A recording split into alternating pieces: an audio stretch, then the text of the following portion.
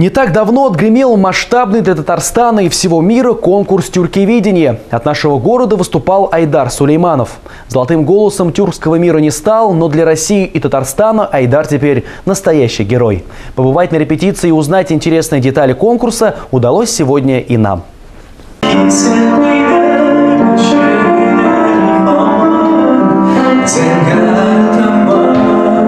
Мы застали артиста в разгар репетиции. Хоть конкурс и прошел, а работу продолжать нужно. Еще будучи маленьким мальчиком, Айдар не подозревал, что его ждет, хотя петь начал рано. Поднимался по музыкальным ступенькам постепенно. Школа, училище, консерватория, ГИТИС. И вот он уже удостоен чести представлять страну на международном конкурсе тюрквидения.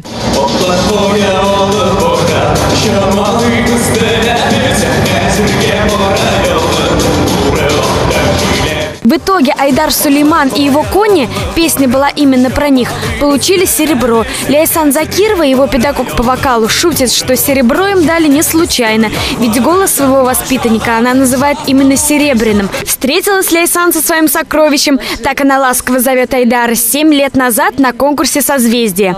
Настоящую звезду видно сразу, говорит она. Однажды на гастролях Айдар ко мне подошел и говорит: Ляйсан, вот как ты думаешь, здесь вот существует такая песня, очень интересная новая песня, она готовится там на определенные мероприятия. Вот не могла бы ты подсказать, этот вокалист, вот как он, по-твоему, хорошо звучит? И, конечно, Ляйсан помогла и не прогадала. Из 24 участников жюри в полуфинале отметили именно Айдара. Он набрал наибольшее количество баллов и прошел финал.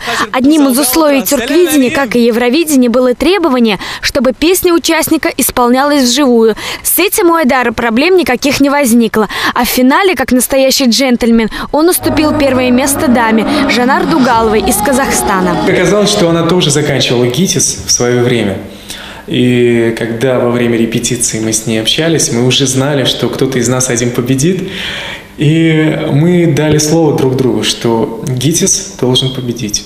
Смешные и опасные случаи происходят с каждым артистом, тем более на таких масштабных мероприятиях. Айдар, конечно же, не стал исключением. Тогда, падая с огромного шара, было не до смеху. А сейчас, смеясь, добавляет: не удержали. Мои друзья после полуфинала подарили мне вот такой символ, такой вот оберег. Теперь он всегда со мной, это мой теперь талисман, так скажем. Совсем скоро Айдар уезжает на концерт Владлены Ивановой, которая также участвовала на конкурсе тюрквидения, в Якутию. Всех секретов не рассказал, но поделился планами на ближайшее будущее. Оказывается, он пишет песню. Ксения Малова, Рамиль Бекбаев. Новости на Первом городском.